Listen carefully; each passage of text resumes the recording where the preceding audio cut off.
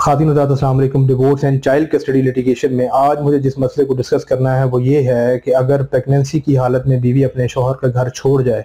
और अपने मैके जाकर बच्चे के हमल से इनकारी हो जाए, लाताल्लुकी का इजहार कर दे, तो इस सूरत में शौहर के पास क्या क्या ऑप्शन मौजूद हैं, अगर क्या कोई कानूनी ऑप्शन मौजूद है भी या नहीं है। तो जनाब हमेशा की तरह इस मामले में भी शौहर के पास कोई ऑप्शन मौजूद नहीं है कानूनी तौर पर कि वो जनाब अदालत में जाए और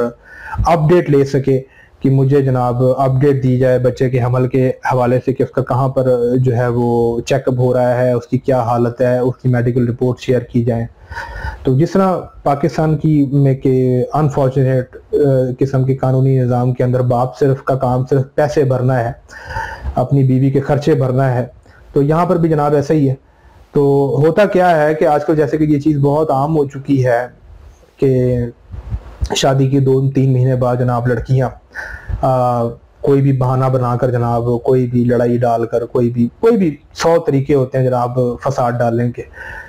चली जाती हैं अपने वालिदैन के घर और जाते वक्त जनाब तमाम वैल्यूएबल चीज़ें, गोल्ड ज्वेलरी वगैरह अक्सर वो तो गायब होती हैं।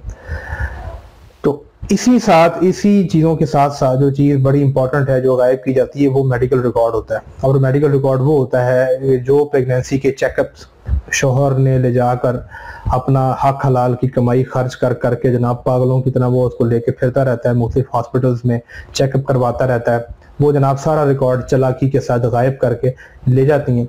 और जब जनाब ये साहब पीछे से राब्ता करते हैं कि वो बच्चे की सूरत हाल जो है उसके बारे में अपडेट किया जाए, तो लड़की के घर वाले और लड़की मुकम्मल तो ला ताल्लुकी का इजहार कर देते हैं जनाब कोई बच्चा बुच्चा नहीं है।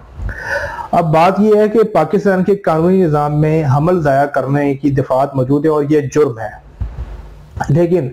साथ में मसला ये है कि इस जुर्म को आप साबित कैसे करेंगे, ये बहुत बड़ा सवालिया निशान है। जब आपके पास कोई सबूत ही नहीं है इसको साबित करने का, आपके पास कोई एक सिंगल मेडिकल रिपोर्ट ही नहीं है जिससे वो साबित कर सके कि हमल था, तो कल को अगर जो है वो बच्चा पैदा नहीं होता मुकर्ररा मुद्दत के बाद, तो वो कैसे क्लेम कर सकता है कि जो है कि ये बच्चा जो है ये हमल जो है वो ज़ाया किया गया है। ये सबसे बड़ी अहम बात है। इसीलिए जनाब लड़कियां जब चली जाती हैं तो बड़े धड़ल्ले के साथ वो अपने शौहर को बता रही होती हैं कि जी कि कोई बच्चा बुच्चा नहीं है, और कोई तो मतलब इतनी ज्यादा दलेर होती हैं कि जो बड़े बेशर्मी और बेहयाई और टटाई का मुजाहरा करते हुए कहती हैं जी कर दिया है बहुत, जो करना है कर लो। वो इसीलिए कि उनको पता है कि कानून ने हमारे लिए राहें हमवार रखी हुई हैं, तो ये जो मर्जी करता फिरे ये कहीं साबित ही नहीं कर पाएगा। तो सबसे पहली जो बात है इसमें वो ये है कि जब भी शौहर जो है अपनी बीवी का कोई मेडिकल रिपोर्ट्स करवाता है, कोई भी इलाज मुआवजा करवा रहा है किसी भी नौयत का, तो असूल ये है कि उसकी तमाम तर मेडिकल रिपोर्ट्स वो अपनी तहवील में रखे, उसके पास हो, लॉकअप में रखनी है लॉकअप में रखे, डोंट ट्रस्ट योर वाइफ, ठीक है। तो बाद में जनाब मुकर जाती हैं और बाद में ये शौहर जो है वो पागलों की तरह फिरता रहता है साबित करने के लिए, माल भी लूटा जाता है उसका और बच्चा भी ज़ाया हो जाता है, तो उसके हाथ में कुछ भी नहीं आता। तो सीधी बात है भाई, एतबार का ज़माना नहीं है, जो बड़ा गंदा दौर चल रहा है आजकल। तो या तो वो जनाब अपने पास रखे, और अगर वो रिपोर्ट्स अपने पास नहीं रख रहा तो वो फिर उसकी कम से कम कॉपीज या उसकी फोटोज लेकर जो है ना अपने पास रिकॉर्ड रखे, ताकि कल को लड़की मुकर ना सके कि बच्चा नहीं था, हमल नहीं था। अब होता क्या है कि ऐसी सूरत हाल में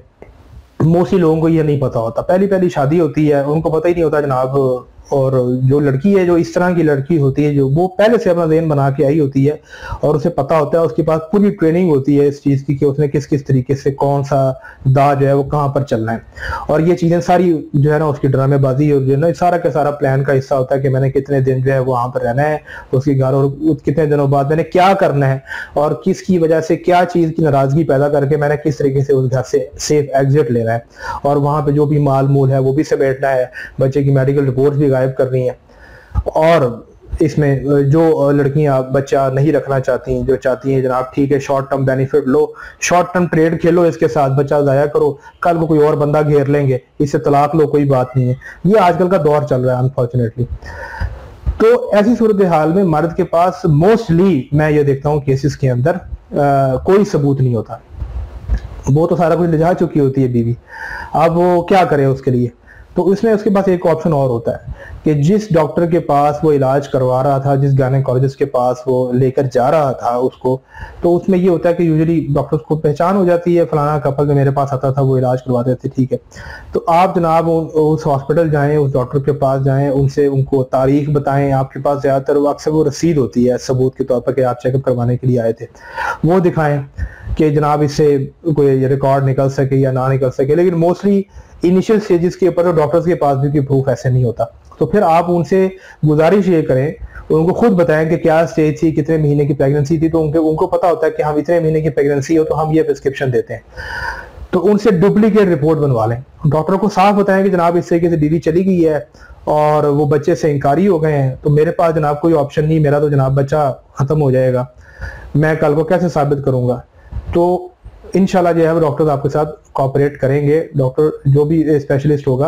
वो आपको डुप्लीकेट रिपोर्ट बना के दे देगा। वो डुप्लीकेट रिपोर्ट जब आपके पास आ गई तो अब आपका एक मसला हल हो गया कि आपके पास सबूत आ गया कि वाकई जी प्रेगनेंसी थी, बच्चा था। तो अब इस सूरत में क्या होता है कि जब लड़की के घर वाले और लड़की इंकारी हो गए, तो यहाँ पर कुछ वकला हजरात फिर क्या करते हैं कि उनके पास, चूंकि कानून में तो कोई दफा है ही नहीं,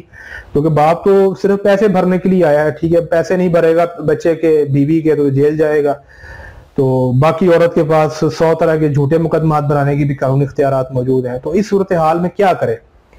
तो वकला हजरात यहाँ पर क्या करते हैं, जो वकला की पेटे से मैं वो बता रहा हूँ आपको, कि वो क्या करते हैं कि एक जनाब एप्लीकेशन तैयार करते हैं कि जनाब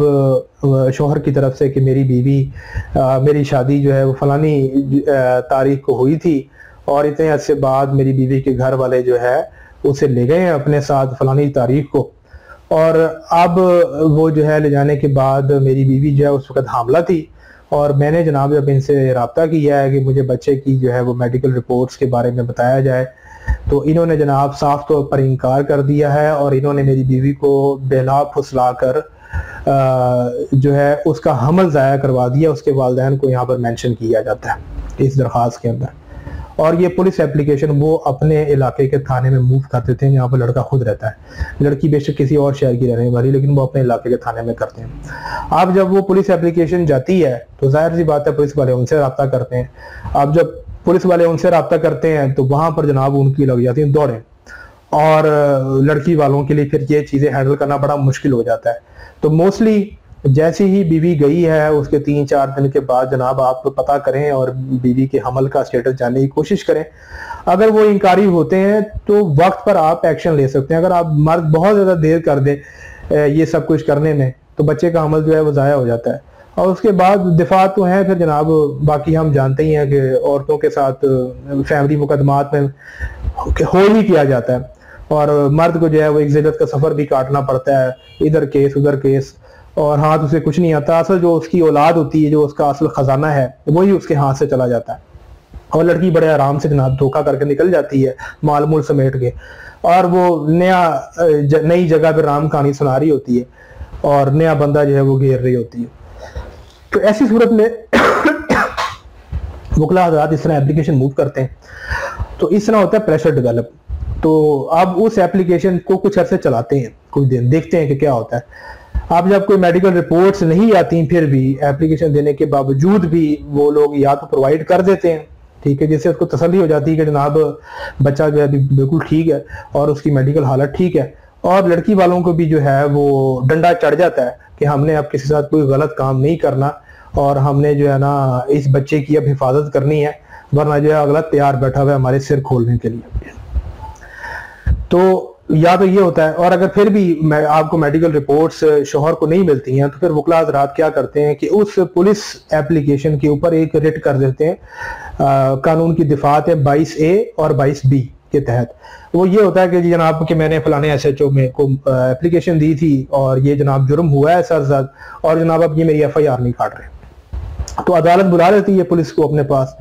कि वो अपनी रिपोर्ट पेश करें, और फिर पुलिस को तहरीरी रिपोर्ट देना पड़ती है कि उन्होंने इस दरखास्त के अगेंस्ट जो है वो क्या कार्रवाई की, और उसकी क्या रिपोर्ट है वो उनको लिख कर देनी पड़ती है। तो उस सूरत में भी अगर वहां पर थाने में आपको मेडिकल रिपोर्ट्स नहीं मिलती तो फिर ये होता है कि जब 22A की रेट की पेशी लगती है, पुलिस की रिपोर्ट जमा करवानी होती है, तो वहां पर पुलिस वाले जो है वो मेडिकल रिपोर्ट से लड़की वालों से लेकर उसकी जो करंट हमल का स्टेटस होता है वो ला कर जनाब वो रिपोर्ट दे देते हैं, और इस तरह बाप तक वो मेडिकल रिपोर्ट्स पहुंच जाती हैं, उसको इत्मीनान हो जाता है कि उसका बच्चा जो है वो अभी महफूज है और इसे जो है अभी किसी किस्म का नुकसान नहीं पहुंचाया गया। और हाँ, अगर वो ज़ाया कर चुकी हैं तो फिर उसके अकॉर्डिंगली फिर उसके आगे मामले को चलाना वो एक अलग चैप्टर है। तो ये जनाब बड़ी इंपॉर्टेंट वीडियो जो आजकल हमारे माशरे में राइज एक बहुत बड़ी बुराई, एक बहुत बड़े गुनाह को तरवीज दिए हुए है, उसकी रोकथाम के लिए मैंने ये वीडियो बनाई है। तो उम्मीद है जी आप जो भी हजरात जो हैं वो इस तरह की सिचुएशन से गुजर रहे हैं, उन्हें इस वीडियो को शायद कोई फ़ायदा हो सके।